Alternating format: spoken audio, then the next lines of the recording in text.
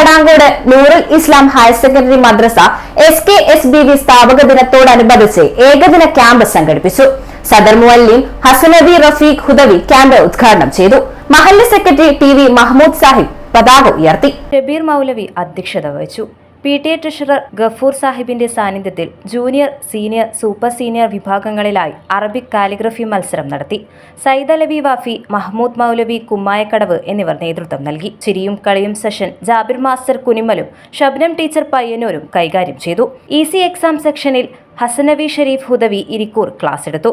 Effective parenting എന്ന വിഷയത്തിൽ Sajida teacher ഉമ്മമാർക്ക് ആവശ്യമായ നിർദ്ദേശങ്ങൾ കൈമാറി. ഇശാനസ്കാര ശേഷം മജ്ലിസുന്നൂറും മാസാന്ത സ്വലാത്തോടും കൂടി ക്യാമ്പ് പരിസമാപ്തി കുറിച്ചു. മഹല്ല treasurer Soopi Haji, Khalid NP, Pareed Haji, Anas Azhari, Muzammil M, Ajmal M തുടങ്ങിയവർ പങ്കെടുത്തു. City news, Kannur.